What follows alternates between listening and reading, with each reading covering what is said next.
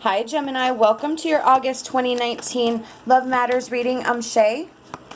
There will be another reading that will pop up at the end of this video done by KACEE. She has that second perspective that we discuss here on the channel. Just want to say thank you to all of you, whether you're just finding us for the first time or you're returning. We're very thankful for you. Check the description box below. It has all of the information on how to book a private reading with one or both of us.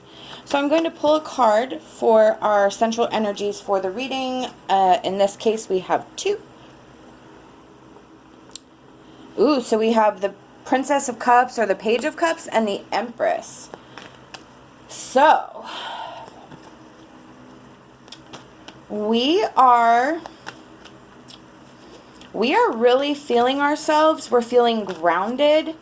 We're feeling in tune with ourselves. Our emotions are in check. Our foundation is in check. This feels really good and positive, like sure footing.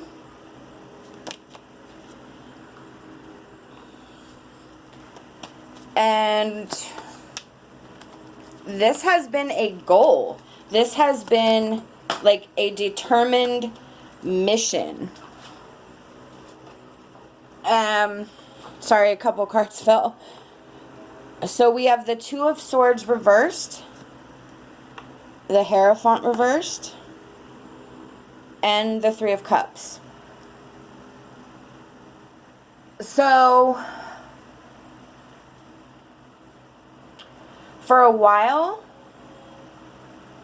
we were really questioning, I almost feel like we were really questioning our thought process, ourselves, like what our motivation was, what we were doing.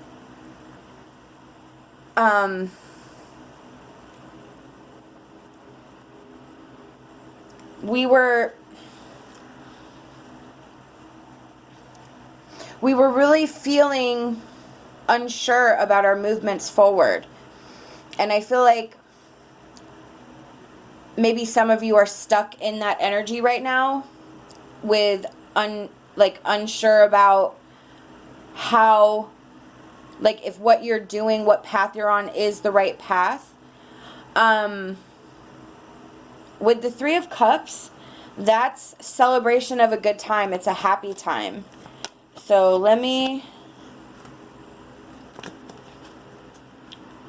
we have the Moon reversed and the Princess of Wands reversed. This is where you need to release that doubt that you have. And then the Princess or the Page of Wands reversed. Yeah. Okay. Here's what I got. It's all in your head is kind of what I'm getting. You're having some anxiety-based fear, almost because I feel like, I don't want to say things seem too good to be true, but you have doubts of this process. You have doubts of whether what you're doing is the right thing, but you need to relax and let that go.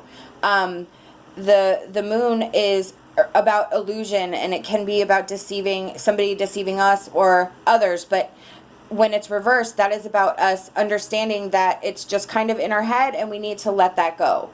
The Princess of Wands is where we have that recognition where we understand, okay, this hanging on to this negativity is not doing anything, and I really need to see the true picture. I need to understand that this is not something that just happened overnight. This is something I've been working on and something I've been praying for and something I've been, whether you're trying to manifest it, whether you've been praying for it, whatever situation this is. Now, these readings are general, so it can be anything having to do with work. It can be romantic love, with family, friends, whatever it is. So, anything that we love, this can apply to. So this is where you sort of have that moment and kind of maybe knock yourself back around and be like, come on, you know, like, let's get real here. What is real, what is not? What am I making up in my head, and what is the actual reality? And you kind of need to recognize all the steps that have been taken prior to this moment and sort of get yourself back on track. We have inner child. So with this card, it can be about our wounds from our childhood, but it can also be about being free, about being like taking a risk, taking a chance. What can I do to, you know, sort of take control of this situation? How can I put myself back in the driver's seat and not like the doubt that we have been feeding in our head? How can I get back to my clarity? So this is about kind of taking a chance, taking a risk, and letting go of ego, letting go of pride, letting go of doubt of self, letting go of doubt of everything that you've done. Like, I feel in this case it could be more taking pride in what you've done, because you're sort of questioning yourself. You're questioning your judgment for some reason. And I don't know if this is because of warning signs that you may be thinking, or triggers from past experiences that are similar but different. So there is some sort of cause here for you to have concern, but Spirit needs you to recognize within yourself what your inner truth is, what you have understood to be the best situation for you, and focus on that. Because, like I said, you've been bound and determined to make some sort of change, some sort of progress for the good, some sort of growth, some sort of expansion, something that's going to push you to a next level, whether that's a relationship or some sort of business venture. But the doubts and the fears, I think, are maybe not that they're not valid or unfounded, but I think it's just a sort of like, I keep hearing it's too good to be true. Like, yeah, it may be too good to be true, but that doesn't necessarily make it not true. So you have to really look at the reality of the situation and kind of readjust your focus back to where it was that you were prior to, and kind of maybe figure out the trigger so that it doesn't happen again. We have forgiveness. Oops, sorry. Nothing can be gained by holding on to past disappointments. So this is that releasing, that letting go, forgiveness. Nothing can be gained by holding on to past disappointments again. So that really leads me to believe that this is truly about you being focused and scared on what is happening now because of past situations, and you need to let that go, whether it means forgiving yourself, forgiving somebody who will never apologize, or a situation where maybe you feel like, looking back, you probably should have recognized the warning signs, like whatever. Or it could just be you messed up and now you're sort of seeing things the way they actually were, and you're starting to recognize your hand in it. I mean, that can be very simple, and that is actually a growth tool, and that's an amazing thing, because one of the ways we let go of things is by recognizing our hand in it, because in every situation, it does take two to tango.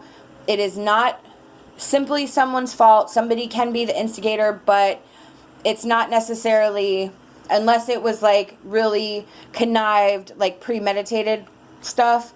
Relationships are complicated. Working with different energies is incredibly complicated, and not everyone meshes the way that they're supposed to or the way they can, because not everyone has different levels of emotional triggers and emotional maturity and all these things. So when things go awry, you have all these different energies playing and all these different things, sort of flying around, and it can be hard to readjust. So that can be, I think, an important concept to this reading. We have soulmate. So again, this can represent a relationship. If it is resonating with you this way, that means that there is energy here for that to open up. Again, you sort of have to let go of all this doubt and fear and everything for you to be open to that. It can also be something that sets your soul on fire. Some sort of cause, some sort of job, some sort of, you know, anything that ignites you, your passion, your zest for life, your motivation. That can also be a soulmate. It can also be a friend that is coming in, somebody you know, somebody you meet, some sort of energy that's going to really mesh with you. It does not necessarily have to be romantic, but it can be somebody who maybe saves your emotional life, or sort of steps in a weird time at the right moment, and sort of maybe gets you back on track without you really recognizing what happened, that type of thing. And then we have manifestation. So this is your movement, this is your energy, this is your power, this is your will, this is your desire, and that's up there with the Princess of Cups and the Empress and the Chariot. Like, that is where you need to get back to. You, whatever you were doing before you lost your sense of self, your sense of clarity, you need to get back to that energy. And again, recognize what you did, how you got there, and really right yourself. Whoa, hang on, card's falling. We have fairy revels. Possibly. There we go. Your life can be joyful if you allow your faith to open the doors that will make this happen. Remove the barrier and everything will be clear. Exactly. So this is, again, really, I mean, that's like the most amazing card for this reading. Your life can be joyful if you allow your faith to open the doors that will make this happen. So that was up here. So if you're resonating with this as what you're desiring, but I really feel a lot of you have already maybe experienced this energy and have gotten into a place where you have maybe moved away from it and are now wanting it back, or think it's never going to come back. So you have to, again, have that faith and take that risk and allow yourself to be open to that happening. Remove the barrier and everything will be clear. The barrier is your doubt. The barrier is your fear, anxiety, whatever it is that you're feeling. You need to learn and focus on how to remove that, how to really shift your focus and your brain and see the reality, work around the things that have already happened that you can't change, but how can you change it in the future? How can you reapply what you've learned, whether it's to this situation or to another situation in the future? There is a lesson here, and there is some true words here about having faith in yourself and recognizing your worth and what you were able to manifest and can do so again. These are the messages I've been given by Spirit, and I truly hope that it resonated with you. We hope that you'll like this video and subscribe to our channel. Love and light, and my hopes for a fantastic rest of your day.